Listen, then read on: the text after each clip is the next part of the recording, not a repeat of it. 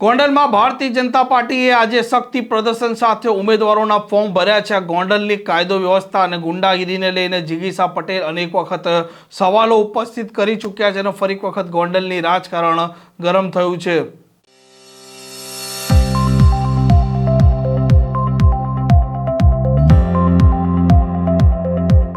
નમસ્કાર, આપ જોઈ રહ્યા છો હોટલાઇન ન્યૂઝ અને હું છું આપણી સાથે તોફિક ગાંચી. ગોંડલનું રાજકારણ એક લાંબા સમયથી ગરમ છે, કેમ કે ત્યાં પૂર્વ ધારાસભ્ય જયરાજસિંહ જાડેજાનો દબદબો છે અને જે પ્રકારે સ્થાનિક સ્વરાજની ચૂંટણી જાહેર થઈ છે તેમાં પૂર્વ ધારાસભ્ય જયરાજસિંહ જાડેજા સહિતના અનેક દિગ્ગજો મેદાનમાં આવ્યા છે અને જિગીશા પટેલ જે પોતે અનેક વખત આરોપ લગાવતા હોય છે ગોંડલની ગુંડાગીરી અને કાયદો વ્યવસ્થાને લઈને. ગોંડલના ભાજપના નેતા અને તેમણે ઉમેદવારોએ આજે ફોર્મ પણ ભર્યા છે અને નિવેદન પણ આપ્યા છે.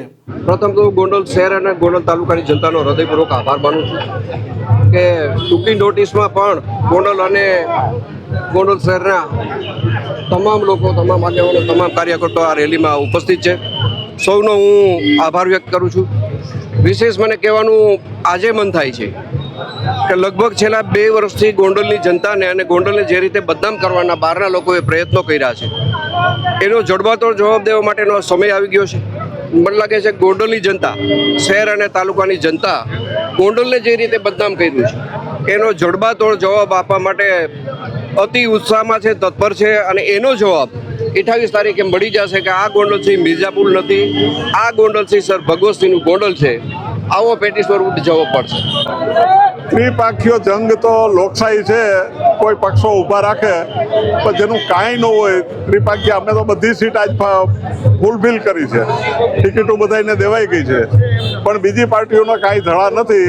કોઈ આવે અને ફોર્મ ભરે તો એ ફોર્મ ભરવા પૂરતી વાત છે. બાકી ગોંડલનું પરિણામ આખા ગુજરાતના પરિણામ કરતાં સારું હોય છે એવી મને પૂરી શ્રદ્ધા છે. વર્ષોથી હું કામ કરું છું અને મને પૂરેપૂરી શ્રદ્ધા છે.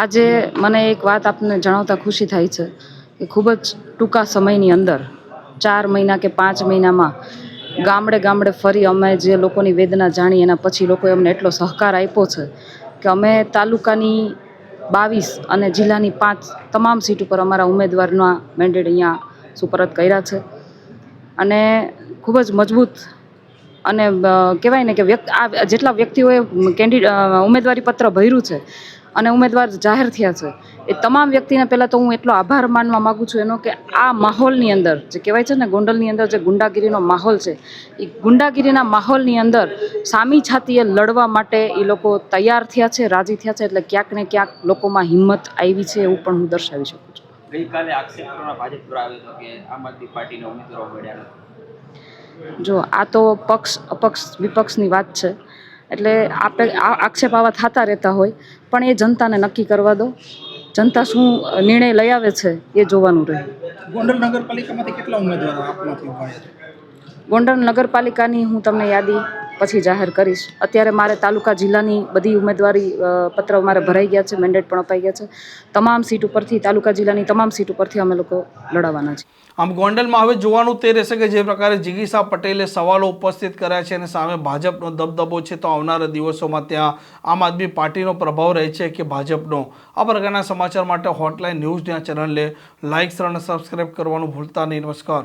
આવા પ્રકારના વિડીયો તમને જોવા ગમતા હોય તો હોટલાઇન ન્યૂઝ ચેનલને લાઇક, શેર અને સબસ્ક્રાઇબ કરો.